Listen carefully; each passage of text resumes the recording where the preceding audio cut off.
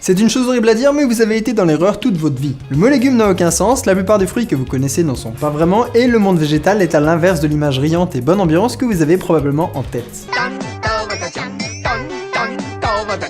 Non, les fruits règnent en maître sur le 7ème cercle de l'enfer, entre les bébés à deux têtes et la musique de campagne de Jacques Chirac. Le terme légume est un terme purement culinaire, il désigne juste la partie de la plante qui est comestible. Et pour un botaniste, ça n'a pas des masses d'intérêt. En fait, un légume peut être n'importe quelle partie de la plante, que ce soit une tige, une feuille, une racine ou un fruit. Alors qu'un fruit, pour un botaniste, c'est quelque chose de super précis. Le fruit est un ovaire mature qui contient une graine qui contient elle-même un embryon. On va faire un parallèle rapide avec les animaux pour que vous compreniez bien la gravité de la situation. L'ovaire, c'est l'organe qui produit les ovules, et les ovules sont les cellules sexuelles femelles qui se font féconder par les cellules sexuelles mâles, comme le spermatozoïde ou le pollen. La fécondation donne dans les deux cas un embryon, qu'on appelle aussi fœtus chez les animaux. Après que papa plante ait mis son pollen dans l'ovule de maman plante, l'ovule va se mettre à durcir et former une graine qui va protéger l'embryon. Ensuite, l'ovaire, qui contient toujours l'ovule, va se transformer et en général devenir sucré pour se faire manger par des animaux qui vont disséminer les bébés après un court séjour dans leur système digestif. Mais bref, ce qu'on mange dans une pêche, c'est l'ovaire gorgé de soleil, et ce qu'on balance, c'est l'embryon enfermé dans plusieurs couches protectrices. Même chose pour les olives, les avocats ou les cerises. Ok, alors ça c'était la partie simple. Le truc c'est que les végétaux se foutent absolument du concept d'organe, en tout cas au sens où on l'entend chez les animaux, et s'amusent à tout mélanger, fusionner et multiplier, en dépit de tout bon goût. Par exemple, certains ovaires vont avoir plusieurs ovules. C'est le cas des gousses de haricots qui ont plusieurs ovules petits pois à l'intérieur. Même chose pour les arachides, les tomates, les bananes, les citrouilles ou les papayes. On peut aussi multiplier le nombre d'ovaires et les coller les uns aux autres. C'est le cas des agrumes, et chaque quartier d'une orange ou d'un citron est un ovaire qui contient un ou plusieurs embryons. Mais ça commence à se compliquer avec les épis de blé. Ce coup-ci, c'est plusieurs ovaires qui sont tous attachés ensemble autour d'une tige. Pour le maïs, c'est pareil, sauf que les tiges sont si courtes qu'elles ont presque disparu. Ça fait plusieurs embryons qui sont collés les uns aux autres.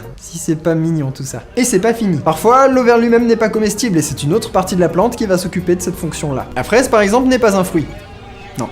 C'est des centaines de petits fruits secs qui sont collés sur un gros renflement de la tige qui est rouge et sucré. Les bébés sont dans les fruits secs, et le gros truc rouge là, c'est un bout de la tige. Encore mieux que la fraise, il y a la pomme. Là, l'ovaire, le vrai fruit, est enfermé à l'intérieur du renflement de la tige qui l'a complètement avalé. C'est la même chose pour les poires ou les coings d'ailleurs. Mais le champion de la catégorie, c'est compliqué, c'est l'ananas. Dans ce cas-là, on part d'un épi avec plein de fruits différents qui vont se fusionner les uns aux autres. Tous ces ovaires se collent tellement ensemble qu'ils finissent par former une masse unie. Le plus dingue, c'est que d'autres parties de la plante, comme la tige ou des petites feuilles, finissent eux-mêmes par devenir sucrés et se fusionnent au reste de la masse, formant cette espèce de fruit mutant démoniaque du 7ème cercle de l'enfer. Bref, les plantes c'est vraiment tout un bordel. N'hésitez pas à consommer au moins 5 ovaires par jour, car non seulement ce sont des organes succulents, mais en plus ils contiennent des fœtus. Et les fœtus, c'est bon pour la santé.